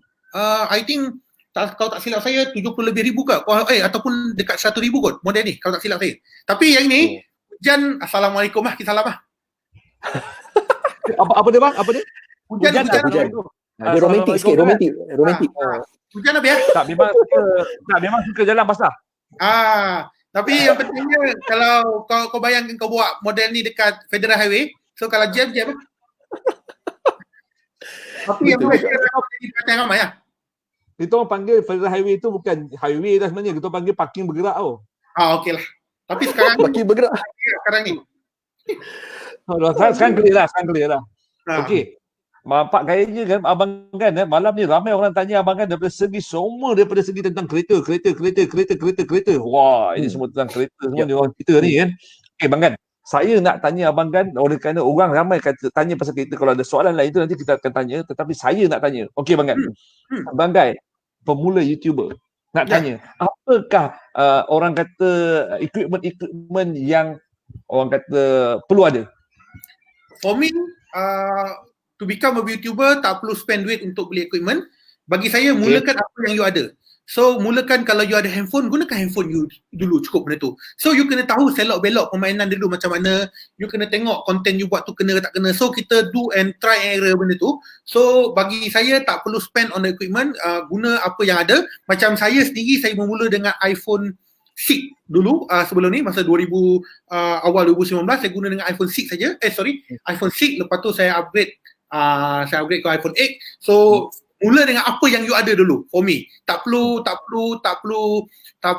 invest lalu banyak duit benda tu. Tapi for me, kalau boleh, perkara pertama yang you kena invest adalah audio. Itu yang paling penting. Yes. Sebenarnya soalan tu akan datang berikutnya. Tu nak tanya abang kan sekarang ni tengah live ni, abang pakai mic apa? Tak, saya pakai direct kepada laptop. Tapi very loud and clear, bang. Canggih Itulah dia punya secret sauce dia. Secret sauce apa? Silver button. Silver play button. Tak tahulah kalau abang kan ada, mungkin nak share dengan viewers kita. Antara mic antara yang you kena invest lah for me benda tu.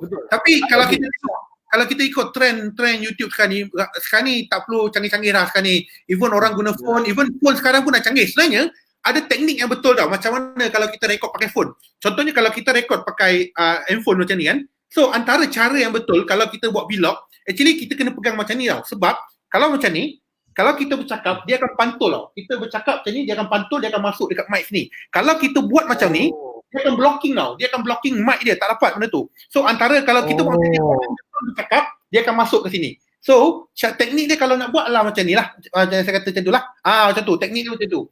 Itu kalau kita guna tangan lah, hand of stabilizer yang kita ada lah. Tapi yang kedua adalah perkara yang invest for me adalah stabilizer lah. Tapi setengah phone yang canggih sekarang dia dah ada stabilizer. So tak perlu risau. Tapi sekarang ni stabilizer murah dah. Stabilizer you beli Osmo Mobile 3 dalam RM349 dah boleh beli dah. That is quite good punya equipment juga benda tu. Tapi audio mic penting. Sebab untuk mengelak sebab kalau konten you bagus, audio tak dengar pun orang tak dapat juga benda tu. Betul. Sebab kadang-kadang konten tu dah bagus, video dah cantik, tiba-tiba nak dengar dia punya cakap kan. Dia kena macam tu kan. Dulu saya macam tu lah. Dulu saya buat video tanpa je lah, kita mula-mula kan, tak mampu nak beli apa kan. So kita start dengan handphone, I start dengan stabilizer yang lucky draw dah dapat tu. So kita mula dengan tu lah, tapi audio ke laut lah. So that's why ada orang komplain tak dengar lah, nak kena letak telinga dekat speaker dah benda tu. So benda tu kita improve lah. Benda tu that's why katakan kalau prinsip saya kalau saya nak beli satu benda tu, saya cuba tak guna duit saya sendiri. Saya akan berusaha untuk dapatkan duit tu baru saya beli. Itu kalau saya punya prinsip lah. Kalau benda tu. So sama juga macam you all. Kalau you all try to dapat first money dulu, so dapat first money you baru invest. Sama juga macam sebelum ni, I got the first project, first money, so duit tu almost saya habiskan. Saya beli kamera baru, saya beli laptop baru, saya beli mic baru, everything saya invest kat situ. So we using that first money untuk invest everything lah yang kita boleh invest lah. This is my personal opinion lah. Nice. Okay. How untuk berkenaan dengan content? I mean berkenaan dengan content, sebab sometimes bila kita tengok balik dengan Brother Zul dengan I tengok your content kan, macam you do a lot of research tapi it's very relatable. Macam you buat berkenaan dengan your tips berkenaan dengan kalau kereta you kena langgar. So macam how does the process, macam lama tak macam you kena research, you kena tengok and relate kepada your audience tu? Macam mana? For me, saya punya style, kalau saya tak tahu sangat, biasanya keesokan shooting malam tu saya akan study dulu benda tu. Saya akan study dulu, saya akan take note, saya akan tulis. Sebab apabila tulis saya akan lebih ingat benda tu. So benda tu, and then second, lepas tu saya cuba fahamkan benda tu. Cuma kadang-kadang biasalah atas usia yang semakin lanjut benda tu. So kadang-kadang kita agak terlupa kadang-kadang benda tu. So benda tu kita kadang-kadang yang orang tak nampak lah, di sebalik kamera tu orang tak nampak kadang-kadang. Sebenarnya kita boleh main trick.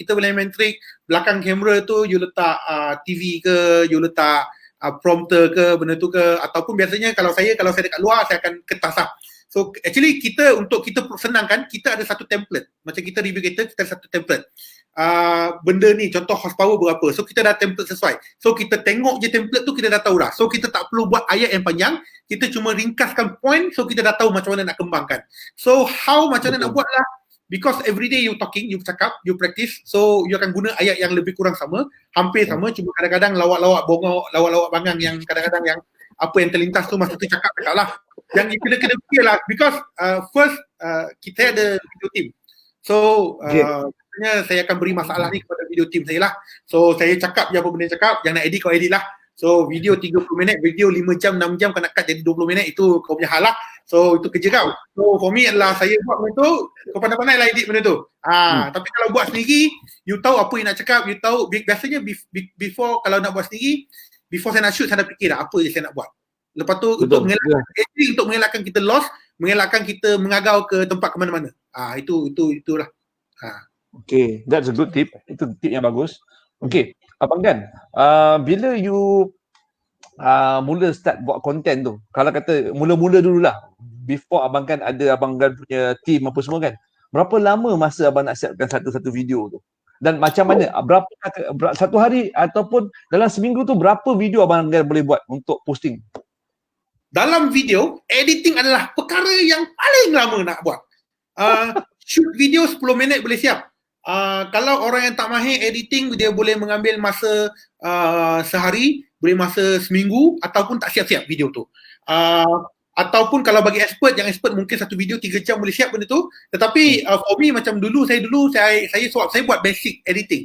Saya tak buat melibatkan editing yang sangat hardcore dan sebagainya. Even saya guna editing pun saya guna phone saja. Saya guna macam iPhone, dia ada iMovie. So saya guna iMovie je benda tu. So benda tu tempek, adjust sedikit dia punya audio, tambah sikit dia punya tag, benda tu. So simple. Benda tu for me saya buat simple editing, benda tu saya boleh siap dalam tempoh sejam 2 jam macam tu untuk siapkan benda tu. Tetapi kalau berdasarkan macam sekarang our team satu video kita memerlukan 2 hari minimum untuk siapkan satu video tu. Kalau melibatkan video yang lagi suka, benda contoh kita buat comparison antara kereta dengan kereta, comparison itu mengambil masa seminggu ke 2 minggu untuk siap. Untuk video 20 minit untuk siap. Yang kita tengok van tu kita memang rasa lebih kurang dalam hampir seminggu juga benda tu untuk benda tu complicated sebab ada nampak drone shot, ada nampak dengan apa tu, ada lagi libatkan lebih kurang dalam 18 orang yang join video tu kan.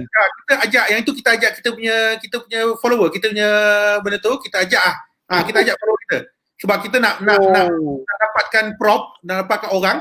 So kita ajak kita punya viewer, siapa nak join kita belanja makan, kita belanja everything, kita everything lah benda tu. Apa yang nak tanya benda tu. So janji kau ikut style aku, kau ikut plan aku, benda tu aku nak buat macam ni, kau buat macam tu, dan dia orang sangat membantu. Alhamdulillah. Dia orang sangat membantu. Yang saya tak tahan tu, yang jadi salesman tu, power betul lah Muhammad tu. Sangat buah kereta pada tunduk. Menerap dia. Salesman power. Berbakat. Alhamdulillah. Berbakat. Okey, Abang Kan, macam mana nak elak daripada kita kekok berada dekat depan kamera? Macam kadang-kadang kita ni mula-mula tak duduk kat depan kamera tu kan kita ada rasa macam kekok-kekok sikit apa semua kan. Macam mana kita nak hadapi ataupun nak atasi masalah kita segan ataupun kamera shy lah kata orang? Practice Ya. Practice make perfect. Every day you cakap, you tahu lah apa nak cakap. So biasanya sebelum saya shooting, saya akan practice dulu. Maksudnya saya akan bercakap diri sendiri dulu. Benda tu saya akan practice dengan intonasi saya sendiri. So selepas tu barulah saya pergi shoot benda tu. Itu style saya lah. Biasanya saya akan bercakap seorang diri dengan tangan saya bergerak atas bawah dan sebagainya. So lepas tu saya baru shooting. Tapi for me adalah practice ya. So dia antara satu kesalahan yang terbesar YouTuber adalah dia tak buat apa-apa. So dia ada idea tapi dia tak buat apa-apa. Itu adalah antara kesalahan yang terbesar sekali, dia tak buat apa-apa lah. Itu yang masalah. Lagi satu adalah kesalahan yang kedua adalah dia tak konsisten. So dia tak konsisten mula-mula sehari satu, lepas tu sebulan satu, lepas tu setahun satu. Macam itulah. Dia tak konsisten. Satu je ingat, subscriber hanya akan meningkat apabila anda konsisten. Percayalah, apabila kau konsisten mengeluarkan video, subscriber tu akan semakin naik. Dan yang paling penting adalah, yang bagusnya adalah YouTube adalah reader ataupun viewer yang sangat berkualiti. Kalau kita nak comparekan dengan Facebook contohnya. So benda tu adalah maknanya adalah follower you dekat YouTube adalah lebih setia dengan you, lebih berkualiti. So apa yang message yang you sampaikan adalah lebih diterima benda tu. So maksudnya dia tak adalah keyboard warrior yang terlalu teruk dekat YouTube ni, channel ni. Tetapi untuk Facebook memang banyak, tetapi di YouTube memang diorang memang kalau diorang ibarat macam you all lah, askar you all lah. Kan? Apabila ada someone yang menyerang anda, automatically askar anda yang selama ni setia dengan anda, dia akan tolong datang backup pada anda. So itu antara yang kita kena appreciate lah. Kita kena hargai kita punya reader benda tu kan. Walaupun diorang tengok tanpa bayaran, kadang-kadang subscribe pun tak nak. Tak tahu apa masalah dia orang nak tekan subscribe tu, walaupun subscribe itu gratis, walaupun subscribe itu cuma dia orang tak nak tekan gratis, guys. It's gratis guys, tapi benda tu terpulanglah hak dia kan. So depend pada tapi yang paling penting adalah di YouTube agak susah untuk orang subscribe channel kita. Melainkan dia betul-betul dah suka kita, dia baru subscribe. Betul. Cuma that's why bila Ades nak tanya apa, sorry. Ades, sebab bila you cakap berkenaan dengan that question of how diorang ni attack kan. Sebab recently I nampak another influencer lah pemotoran actually. So actually they put a very harsh comment kepada that person. Dia cakap what you been doing?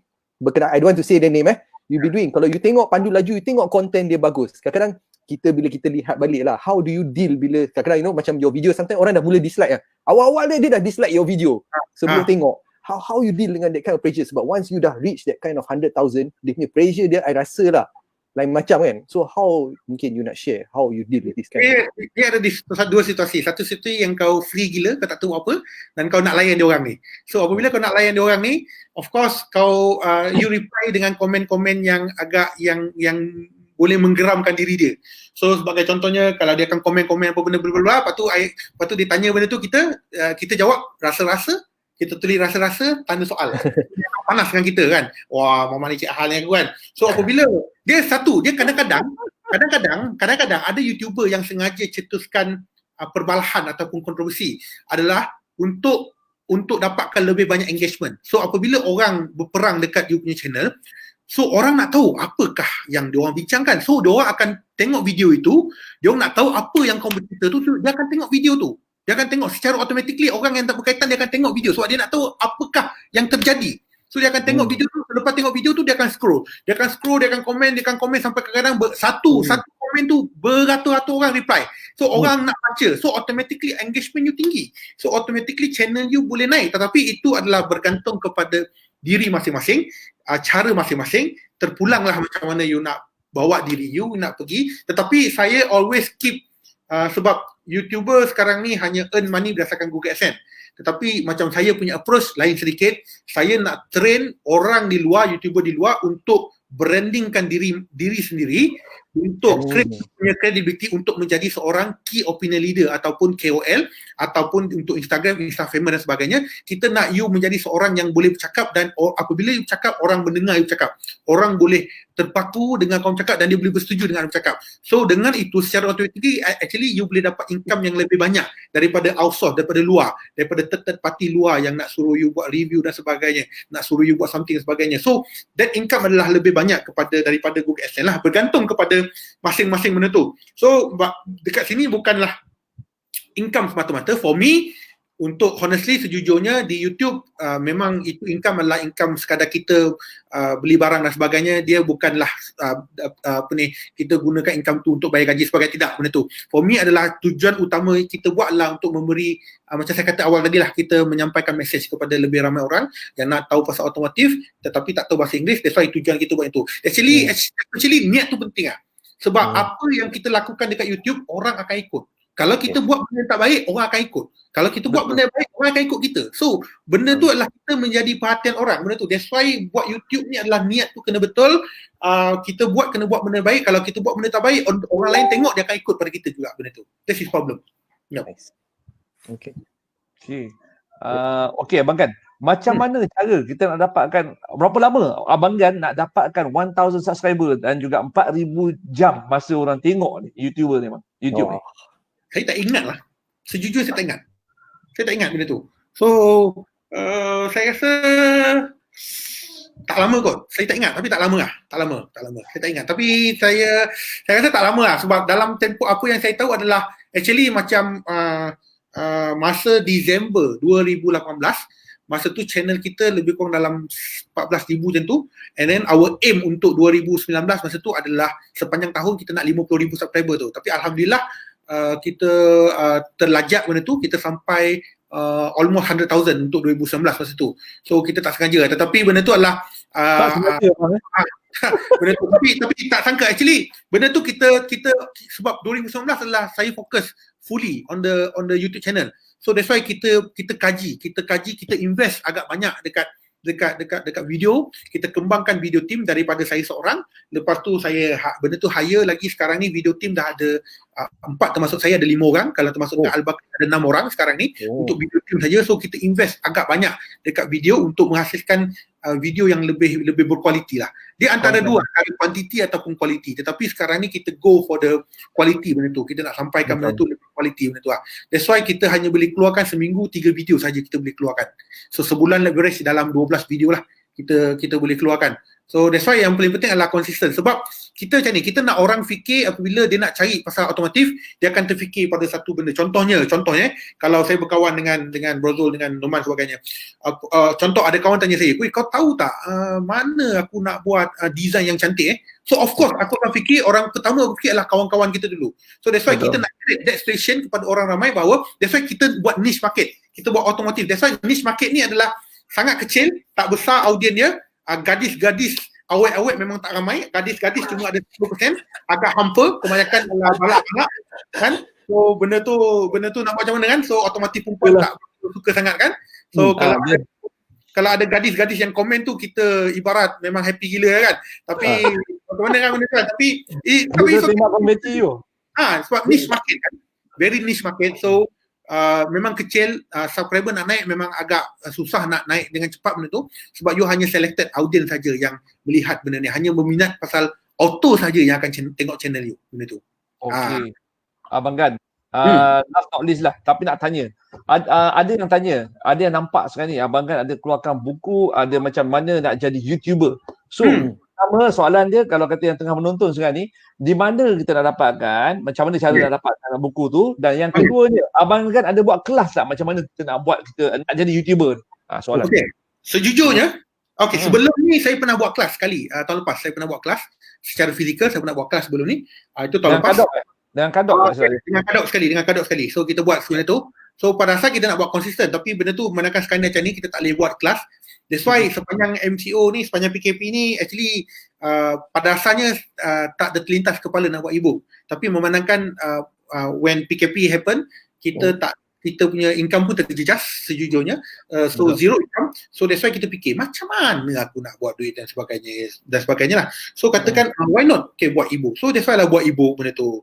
So buat e-book, Alhamdulillah. So kita nak sampaikan mesej macam saya katakan, aim saya adalah saya bukan nak melahirkan, saya nak melahirkan of course YouTuber yang berjaya, yang boleh bagi manfaat kepada masyarakat.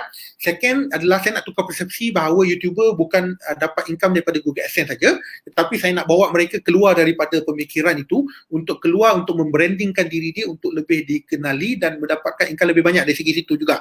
Dan of course saya katakan siapa-siapa yang beli buku ni, kalau korang yang jenis yang mengharapkan korang boleh jadi kaya selepas beli buku ni, this is not for you benda ni, tapi ini adalah satu permulaan kepada mereka yang nak menjadi seorang YouTuber.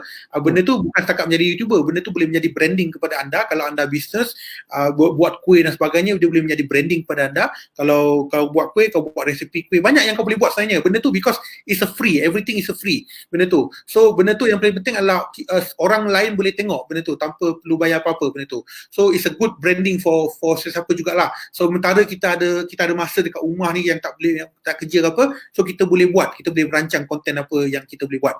Dan siapa-siapa yang nak dapat sekarang ni masih lagi dibuka jualan tu. So far kita dah buka jualan hampir 2 minggu kita dah buat jualan. So untuk harga early masuk betul Is this the website? Betul. Betul. Untuk harga early bird dah habis. Early bird tadi pukul sebelum buka puasa dah habis. Harga RM99 dah habis. So sekarang ni harga promo RM129. So nice. 129, so maknanya yang RM99 dah habis tadi, 300 orang je dapat yang harga tu. So next 100 orang yang akan dapat benda ni adalah RM129. So dia akan dapat beberapa perkara. Satu, dia akan dapat ebook dalam bentuk PDF. Yang kedua adalah dia akan dapat akses ke private group Facebook yang kita ada create private Facebook group. Dekat sana siapa-siapa yang beli ebook kita akan letak kat dalam tu lah, kita akan tu. And then yang kedua adalah kita ada saya rasa link tu tak betul ke. Yang kedua adalah kita berikan akses percuma kepada video ebook versi video ada dalam YouTube tu. Lepas tu kita ada sesi live kelas hari Sabtu ini, kita akan buat 2 jam sesi live benda tu. Dan juga kita ada lucky draw, kita beri 5 Osmo Mobile, sebab saya rasa it's time to me to give back benda tu. So walaupun kita charge anda, tetapi pada masa sama kita nak bagi hadiah kepada anda juga, especially kepada biasanya yang join ni adalah newbie, yang mereka yang baru. So ebook ni tak sesuai untuk mereka yang dah expert. So mereka tak sesuai. Tak, hang dah expert.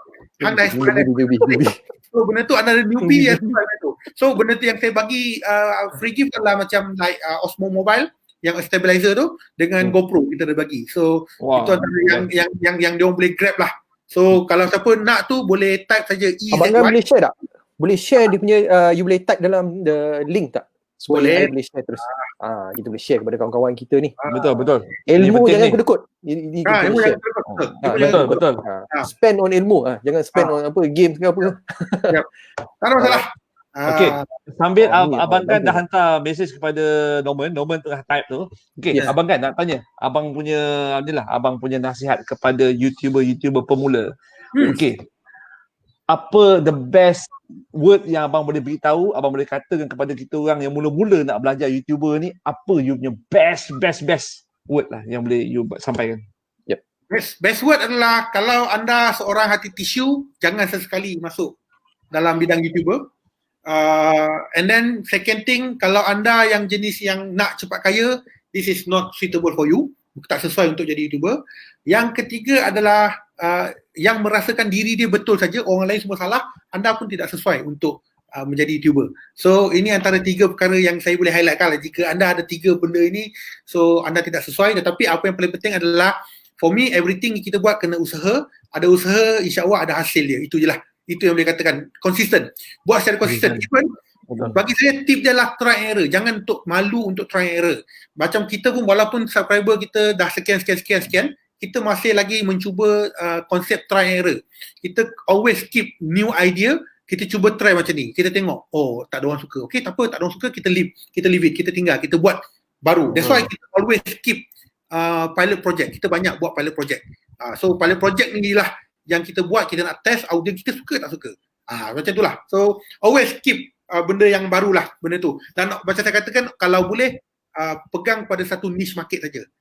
Satu niche market, elakkan cacah merbah. Sebab apabila anda cacah merbah, benda pertama orang fikir, orang takkan fikir anda. Tapi kalau anda spesifik dengan satu niche, contoh kalau auto, first yang fikir, kalau dia tahu pasal penlaju, dia akan fikir penlaju. Kalau dia tahu pasal mekanika, dia akan fikir mekanika. Kalau dia fikir pasal kadok, dia akan fikir kadok. Kalau kereta, whatever sajalah yang otomotif lain dekat Malaysia ni, benda tu kalau dia terfikir, dia nak buat benda tu, benda pertama terfikir, dia akan fikir channel yang dia suka. That's why kenapa kita suggestkan untuk buat niche market. Itu antara sebab. Tapi niche market tak besar. Saya cakap terang, niche market ni tak besar, tak sesuai. Melainkan kalau jenis yang anda yang suka nak popular, kena buat kontroversi sikit lah. Kena banyakkan kontroversi, itu insyaAllah boleh. Cepat naik dia. Cepat naik. Memang cepat naik. Buat kontroversi sikit, memang cepat naik. Okey Abang Gan, thank you very much Abang Gan. Tak sedar dah 1 jam dah kita bersama-sama dengan Abang Gan malam ni. Dan kita nanti Abang Gan jangan lupa, nanti kita PM tepi, nanti Abang Gan bagi saya alamat apa semua, nanti saya dan Norman akan hantarkan, saya kata yang kita punya cap tu, insyaAllah kita akan segera ke cepat-cepat sikit dia nak buat ni. Kita akan hantar, nanti nak tahu Abang Gan ambil gambar sikit ni. Kursi tu kalau nak bagi sekali boleh tak? Dia detail tu, dia dapat kursi tu. Aduh. Itulah Abang Gan. Saya sebenarnya ada cerita pasal kursi ni. Sebab apa? Dulu saya ada slip disc. So bila slip disc, saya tak boleh duduk dalam masa yang lama tu. Maknanya kalau kata saya, dia tak boleh. Itulah. Alasan untuk beli.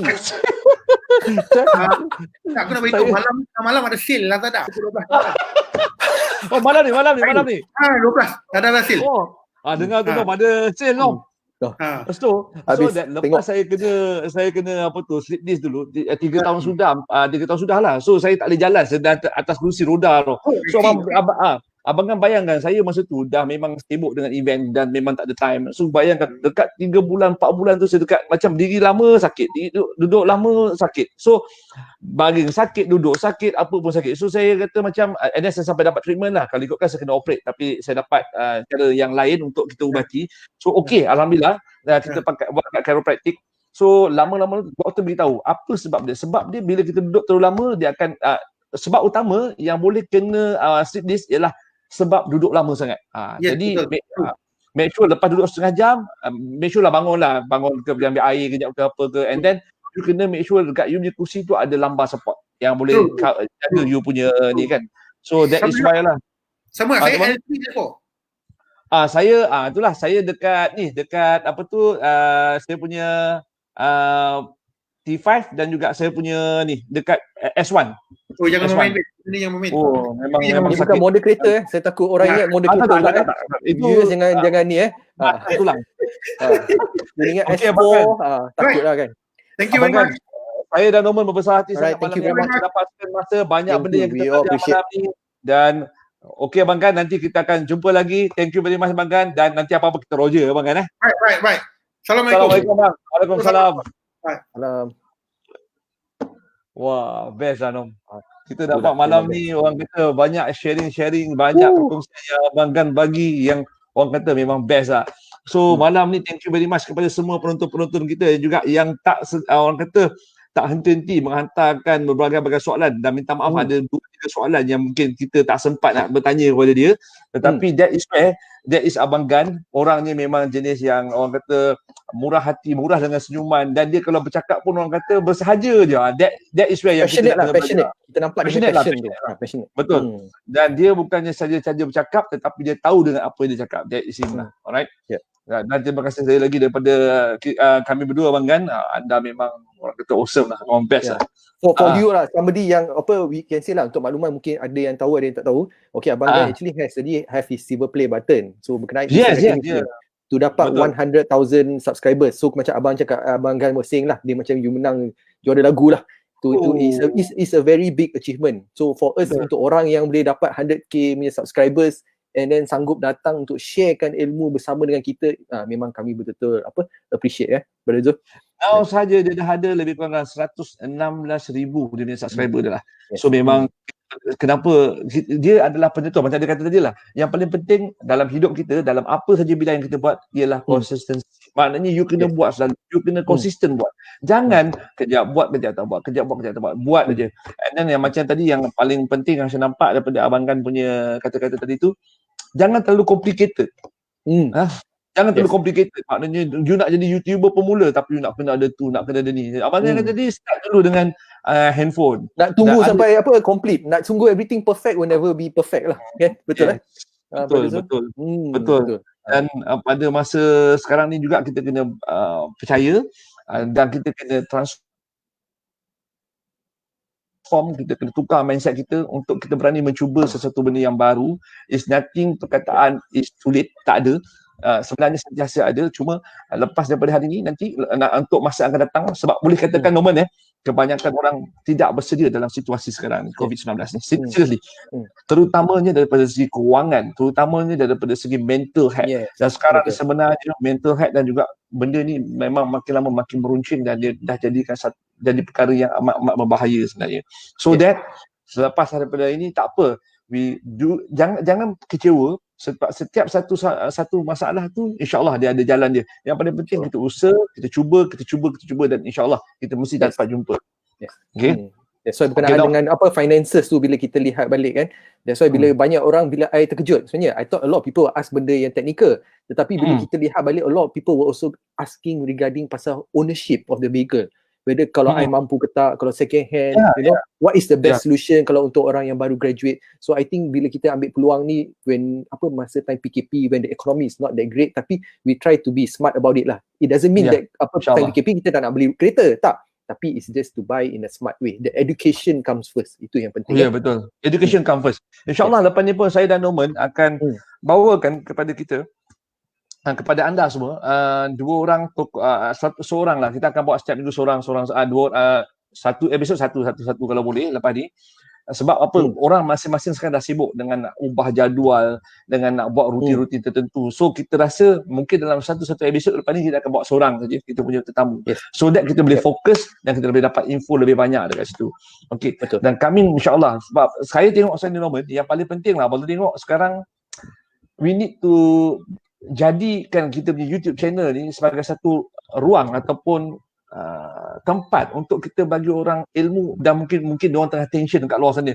Macam mana nak buat ni, macam mana nak buat tu, terutamanya dari segi kewangan. Dan insyaAllah kita akan jemput kita punya pakar perunding kewangan tak lama lagi, dan kita pun tengah berunding-runding tengok macam mana. Dan kalau kata dapat je, itu dah dapat dah slot tu, tetapi oleh kerana banyak benda yang kita dah ubah-ubah sebab dengan situasi semasa, jadi kita terpaksa tukar balik. Dan insyaAllah kita akan bawa kepada anda Abang Abu kepada kita. Dan Abang Abu ni merupakan ialah mekanik wang yang memang dia famous lah di seluruh Semenanjung Malaysia. Bukan di Semenanjung, dekat Malaysia ni memang dah kenal lah Abang Abu ni. Dia mekanik wang.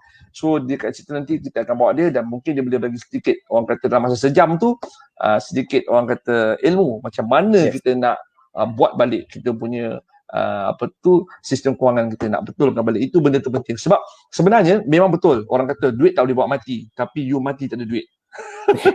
Okay. Betul. Apa saja pun memang kena perlukan duit, tetapi cara dia macam mana kita nak ubah dan macam mana kita nak betulkan balik kita punya sistem kewangan. That is okay. Saya pun tak nak membebel lebih banyak lagi, dan terima kasih kepada semua orang kerana sudi malam ni. Malam ni memang best. Kita dapat ramai viewers kan. Dan kalau kata benda ni banyak memberikan informasi, dan juga orang kata thank you Ernest, thank you Abang Carol, thank you all yang masuk dalam ni malam ni, dapat memberi manfaat kepada semua orang. Tolong share. Alright. Okay. Norman, akhir kalam daripada saya, Zulkifli Nazir Adnan ataupun Abang Zul Apple, Bro Zul Apple ni. Terima kasih banyak-banyak, dan jumpa lagi untuk next episode. Macam biasa, yang baik-baik itu semua datang daripada Allah Subhanahu Wa Taala, yang kurang tu datang daripada kami berdua. Dan harap-harap kita terus bersama-sama, kita meriahkan lagi, kita viralkan lagi, kita jadikan kita punya channel Zul and Norman Talk Show ni jadi satu trending lah. Alright. Okay Tom. Alright. Okay, see you guys. Assalamualaikum. Assalamualaikum.